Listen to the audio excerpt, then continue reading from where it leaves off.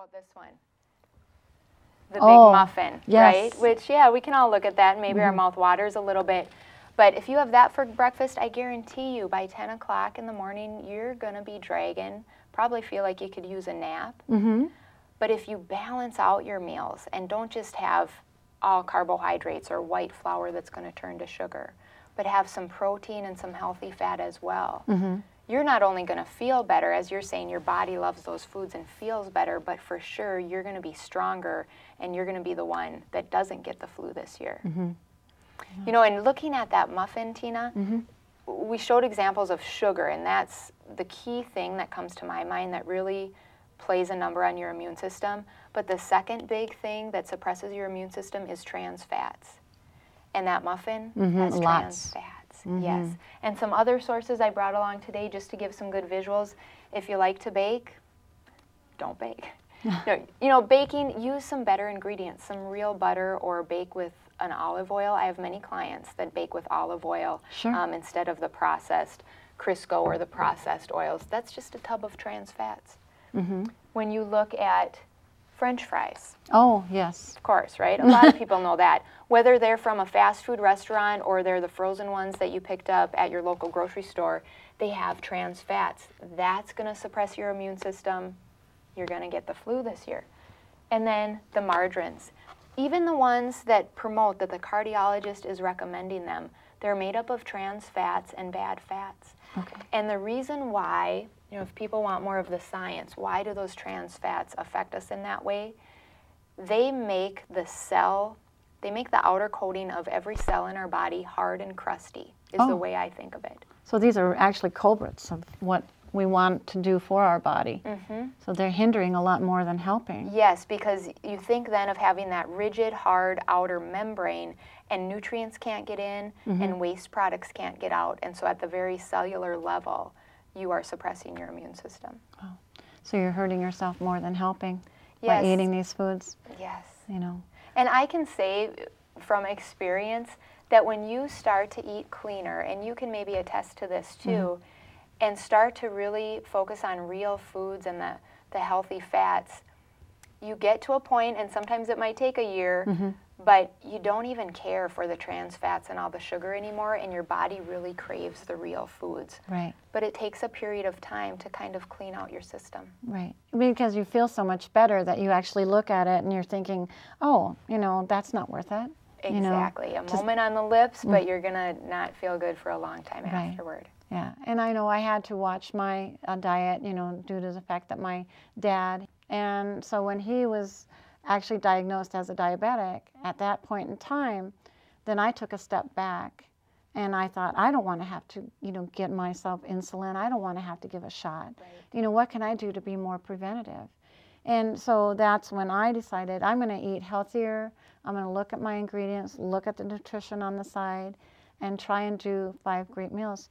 And after probably 3 months, I had more energy. You know, it all comes around. And then you would look and someone would, you know, go with you through the drive-through or whatever. Oh, you want anything? No, thanks. You know, I'll wait till I get home and have an apple or a banana, or, you know, always have the food in your car. And you could say that without feeling like you're going to be deprived, yeah, right? It's exactly. not that, you felt like you were suffering. You just didn't want that stuff because it doesn't make you feel good. No, not at all. Yes. Yeah, that's a great point. And you mentioned it when you were talking 5, you started to focus on 5 meals, and I think that's another great point for the viewers to know that instead of the typical American way of sitting down to 3 big meals, or some people only sit down to 2 meals and go those long spans of time in between without fueling their system, that's not going to do anything to support your immune system or your overall health either. Eating 5 small meals or 3 small meals and 2 snacks, if you want to look at it that way throughout the day, is much better for energy and for just overall health. Right, like, you know, it's so easy to grab a banana on your way out the door. Right. You know, something like that. You know, and then your sugar just can stay level instead of the peaks that we're doing to it with this little culprit here. Right, you know, things like that. You know. Took the words right out of my mouth. We, at our office, we talk about riding the roller coaster, or the blood sugar roller coaster. Oh, that's a good scenario. I like that, yes. Because you hit that peak after you eat something like that muffin or the bag of potato chips, And anytime your body hits that high blood sugar, it's going to have an opposite and equal reaction, and you bottom out. And there you are, feeling sluggish, low energy. Not only that, the piece that always hits home with the women is that when you hit that low blood sugar, your body starts breaking down your own muscle to fuel itself. Right.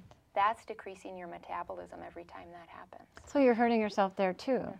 You know, and in the long run. And I know if you can, you know, have something in your car for those long drive home. I would get off of work and want to go and have dinner, but I get caught in rush hour traffic or something like that. So I bring a little bag of peanuts with me. Wonderful. So that you have something, so you don't just feel so famished when you get home and you start throwing, wrong foods into your mouth or something like that. Then there's no holds barred if you get to that point of such a low blood sugar once you reach your house. Because, and there's real biochemistry there, when you're sitting at that low blood sugar and you open up your front door, your brain needs fuel, so it's telling your body to grab for something that's going to turn to sugar fast, and I want it now. Again, because the brain needs fuel. So those cravings are going to be really strong. You're not going to crave a stick of butter or a piece of meat at that point, but something like the chips or the bagel or the crackers that are going to turn to sugar fast, and then you always overdo it. So I love that idea. Have some peanuts in your car. I always have some almonds in my car. An even better scenario would be to combine that healthy fat, like the almonds or the peanuts, with a fruit. Right. With an apple or even, And apples, I mean, in Minnesota, easy to carry. Not only easy to carry, but getting them and having them, and you can have it in your car for 3 or 4 days. Not a problem. If you don't happen to eat it that day or whatever, I have a little bag that I always bring with me with my little snacks, because my blood sugar can drop pretty quickly. And then I want to just make sure that I fuel it with the right energy food. Exactly. Right, and so that goes back to that piece of taking a little bit of time to plan ahead. I pack my cooler every night before I leave the house. You always want to have something with you. And yeah, every once in a while life happens and you're going to get caught off guard. Sure. But if most of the days of the year you can pack that lunch bag, and it's going to save you money too. Right. And your health is going to be better and your immune system is going to be stronger. But there is something that, during the winter is a little bit harder to get through real food, and that's vitamin D. Oh, sure, yes. And that one, look at how far the sun is. It feels like it's far away, once we hit fall and winter, and it is far away. And that's the best source of vitamin D, really, is the sun. That helps our body make the D.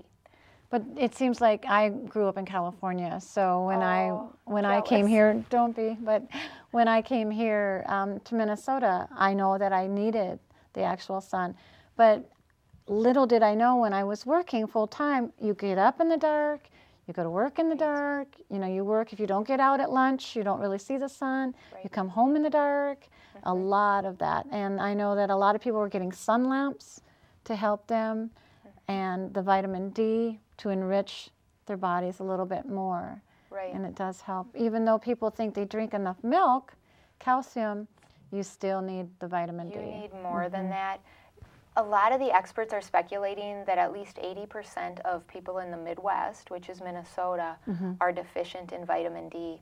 So I encourage most of my clients to get their blood level checked by their doctor. Sure. Usually when you go for your annual checkup, you're getting your blood drawn anyway. That's really easy to draw a vitamin D level. And if any of you think you're going to go out and do that, I want viewers to grab a pen, because what you want to shoot for is between 50 and 100 for a vitamin D reading. Okay. And not all doctors are recommending that yet, I guess is the way to say it. Some doctors are saying that a lower level is okay, and we really feel from clinical experience that that's suboptimal to be below 50. Okay. So get your vitamin D checked for a strong immune system and shoot for between 50 and 100. Right. But most any Minnesotan, you can be pretty sure that you're going to need a vitamin D supplement, even if you haven't had your blood level checked during the winter months. They're pretty inexpensive. Go buy them, try them for, 15 days, 30 days. Get your body used to it, and whatever you don't use, it gets flushed out anyway. So Right. And we generally recommend that with vitamin D, you start somewhere